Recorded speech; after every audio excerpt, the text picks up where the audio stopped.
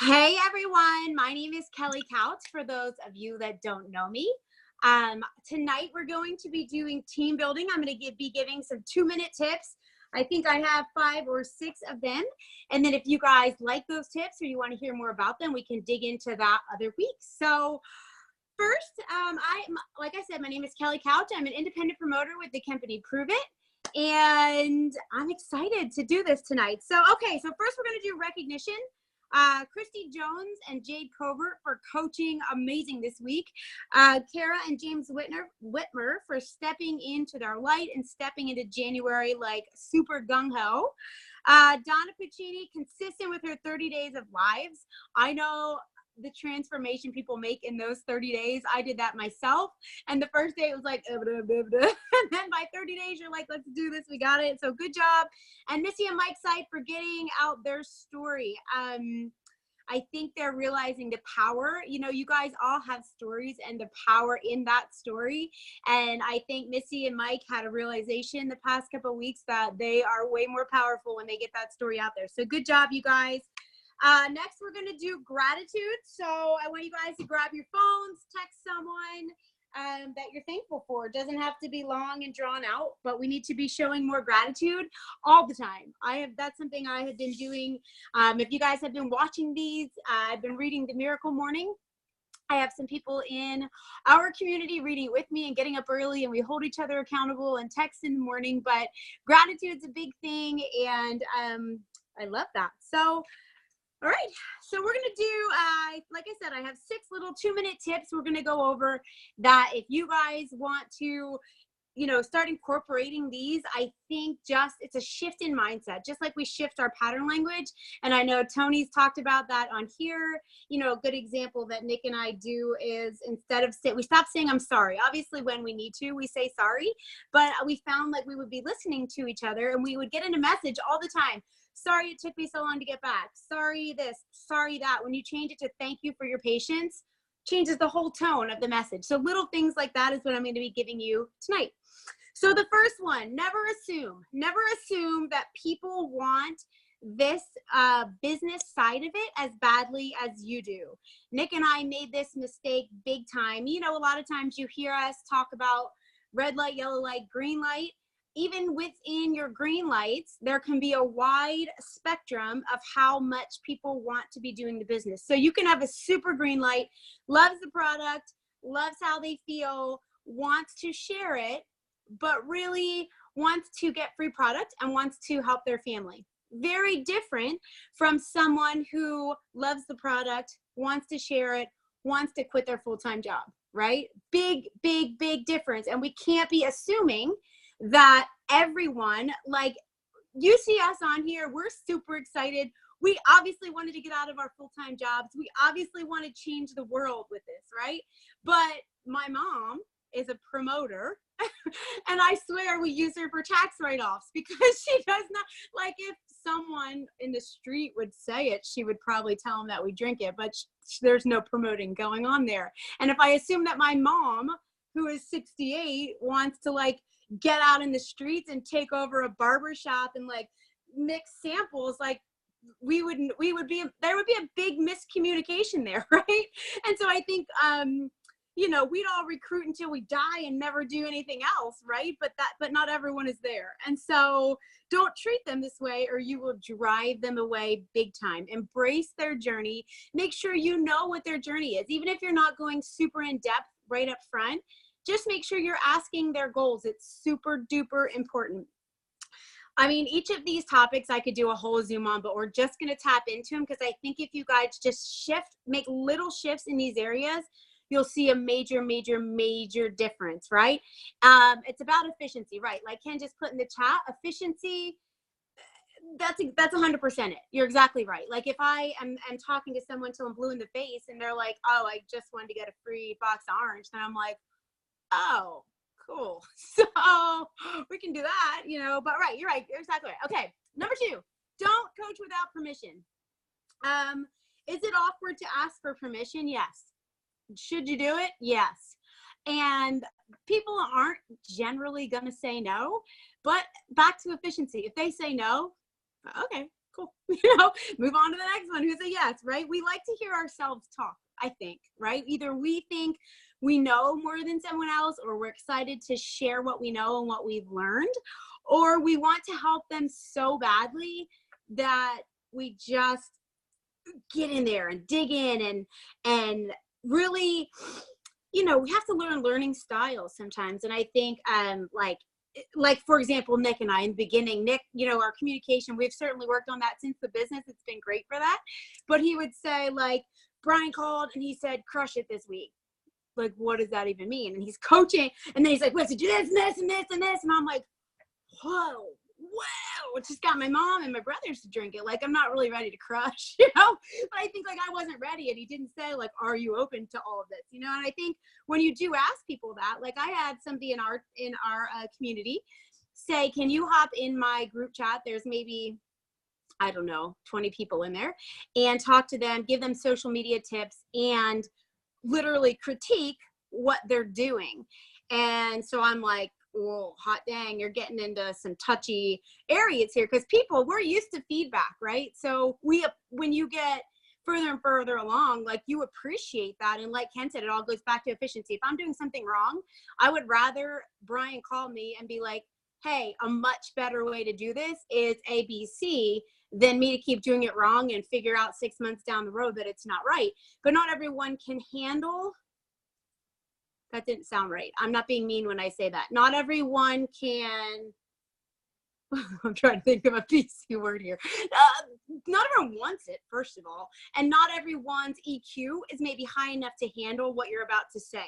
So I think you need to understand that, like, if you ask for permission, you're much better off. Then they're ready for whatever you got coming, right?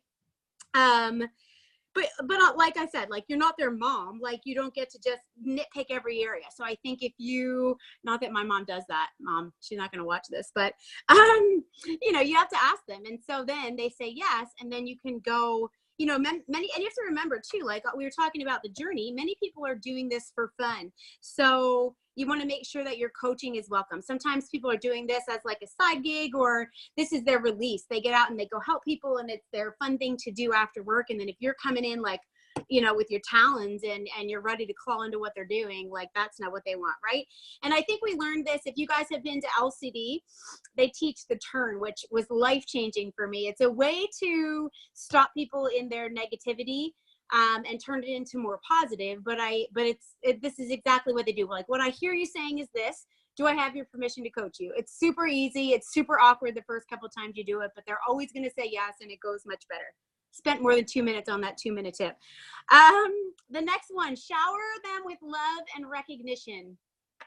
Did you ever notice the ends of the earth people will go to get recognition? Like, it's more important than money. Like, you've heard Brian share his story. When he was in another company, he wasn't making squat, but he would do anything for that recognition. People want to hear their name, but they want to know that you see what they're doing. Like, I can remember years ago, it was like someone thought they got in, and it felt to them like if they were in a certain rank, or if they were in if they didn't show up to everything Nick put on, or if they didn't, you name it, that they weren't good enough, or they weren't this and that. And that was our fault as leaders for not recognizing what they were doing. And so if their goal is to X, Y, Z, and they hit it, then we should be celebrating that and recognizing that. And people will do a lot. They'll stick with you if you're showing them that love and recognition. Number 4, pull them towards you, your community. Pull them towards you by asking questions to get them creating the solutions that are going to work for both of you. So they might present this goal that they have, or this challenge that they have, and you could come in and coach. You could ask for coaching, and you can come in and tell them exactly what you think they should do. A, are they going to know how to do it, or are you going to have to spend a lot of time there? Or B, what would be better if you can help them create the solution? The motivation comes from their own thoughts, right? So I can say, Jenny, I know what this is. I know what your goals are. You need to A, B, C, D, E, F, G.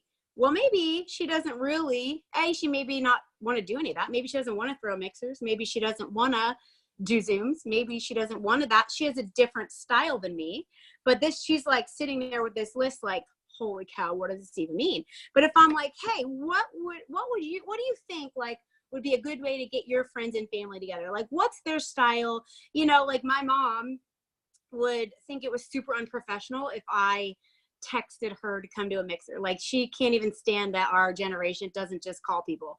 And so that wouldn't work. So if I'm messaging someone my mom's age or I'm talking to them, I'm more apt to call or say like, hey, what's, you know, your people. And then you get them starting to create the solutions, and they've come up with them. They're more motivated and it's their own ideas. Then you can recognize them and love them and celebrate them when they accomplish them, right? It all works out. Next thing, number 5. I have my numbers all off here. I actually have like 8 things. Inspire and not motivate. What's the difference here, right?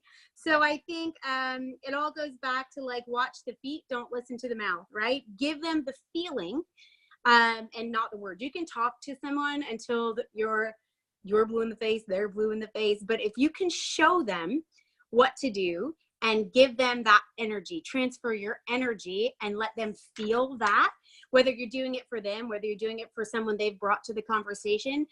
That's why those Inspire On videos are so amazing. If you can recreate the feeling you have after you watch an Inspire On video, every time you have a conversation, how much better would that go? Or every time you're showing someone how to run this business and you show them these messages you're getting rather than just talking about it, like, find ways to create that feeling, right?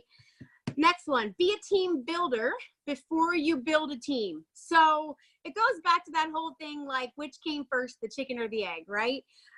Figure out what you want to be and then model it every single day. So if I want to be a team builder, I better darn well be doing the things that team builders do. So I need to find someone that I admire how they build a team, or more than one person, or you can combine it all together. And I'm going to start doing that every day. So, you know, for me, I started realizing in our business that there are things I can be doing better personally to step up. Like when I homeschool. And so when I wake up, it's me and the kids all day. It's not like I have set aside hours. It's not like I have a sitter. I got to do school and we got to figure out time to do all of this. So I'm slacking there because like it's easy for me to come up with excuses not to get things done for the business. Same thing for exercise, same thing for reading, visualization, affirmations, you name it, all of it. So that's why I started that whole miracle morning thing. I've been getting up earlier. It's amazing, like setting that time aside. So because I'm like, I was reading all these things and it's like every person who's successful in community marketing gets up and takes control of their day before their day starts. And so Nick and I were so reactive in our business. It was all happening, not all of it. Like Nick had a lot of meetings throughout the day and we would do Zooms, but a lot of our cold contacting and prospecting and discussion, any conversations were like after 9 p.m. when the kids are in bed. First of all, people are going to bed. And second of all, we're reacting to everything that happened in the day rather than getting up and going forward with that. So I think find the things that you need to be doing and then model that. And then when you start to build a team, like if you build it, they will come, right? So when you start to build a team and bring them in, you've already got this stuff down, and then you can go into how to like help people build teams, which leads me into the next one, teach to teach, right? Stop loving the idea of being needed and let others take the reins while you go like work from the beach and have your freedom, right? So I think for a long time, Nick and I are really, 3 years in, really now just learning how to do this. Like that's what we got good at, and it worked. Like we figured out how to help people and how to make it work. And then we just did that over and over and over. But what happened, like our local community rocks. Like, don't get me wrong, but they love each other. They love us. We show up for them always. But there's no way if they need us to do everything, how duplicatable is that? It's not. Like we can't fly to Hong Kong for a house mixer. Like we can't go to California. You gotta figure out how to teach other people to take the reins so you can go elsewhere, or deeper or wider, go wherever you want, build yourself that freedom. And the last thing I have is invest in yourself. Like always gaining knowledge to pour into your team is huge. Like if you're not working on yourself, we've talked about personal development before and how important that is, but I think it's more important than a lot of people even realize. It's more important than I realized when I was getting started here. And, you know, Nick was always reading tons of books, and I would read books, but more like spicy. No, I'm just kidding. I didn't read like spicy romance novels. I was trying to think what I used to read. It wasn't like developing my mindset at all. And the more you do that, and the more you realize, like, the more you read, the more you realize you don't know, and the more you need to be developing yourself. And, you know, you can't prepare. This is all about team building, right? We all want to be here to build a team. If you're going to build a team, you need to get yourself ready to be able to handle that team. Like, even where Nick and I are, things come your way. You've got to insulate your mindset from negativity. You've got to be, you know, things come up and you're like, every book I read now, I'm really trying to put that into practice. Like, how can I've read so much, but I think, you know, it's not really, it's not worthless, but there's not really a point to it if I'm not applying it to my business and to my team. So I think that is so, so important. So with that said, I'm going to give you guys a call to action. If you don't remember these, I'll run down through them. Never assume, don't coach without permission, shower with recognition, ask questions to get them creating their own solutions, inspire, not motivate, be a team builder before you build a team, teach to teach, and invest in you. So for call to action tonight, I want you guys to pick one of these things. And really think about it. Like, is that something you're doing? And I would even challenge you to pick one that you're not doing. Like, picking one you're doing is the easy way out. Let's keep ourselves accountable here. It's still January, guys. Pick one of these, pick more than one of these that you're not doing, and do it. You can do it if you're not, you know, constantly talking to new people to apply this. This can be retroactive, guys. Like, you can go back in your team and coach, and now try to coach with permission and see if it goes better than the last time you did it without permission. You can go back in and shower people with recognition. You can go back in and ask questions to try to get them creative. Like, you can still do this stuff. And I think that if you do it with new people, of course, it's going to go amazing. If you do it with your team that you have now, imagine how much stronger your foundation would be going forward, because they would feel like they trust you. They would just, all this stuff, it just builds trust, and they look at you as a leader that you want to be anyhow. So with that, I hope you guys have an amazing Thursday night. I don't have the site. Lori, do you have the site for the success interview? If you have it, drop it in the chat. Head over to the Facebook page, Champion Success. Oh. Yeah, but I don't think Nick's doing one. He said in the message. Yeah, I didn't look at it since I got on here. All right. Well, if it is, we'll share it out. And if not, then we'll see you guys tomorrow for leadership at 6 p.m. Thanks so much, Kelly. Thanks, guys.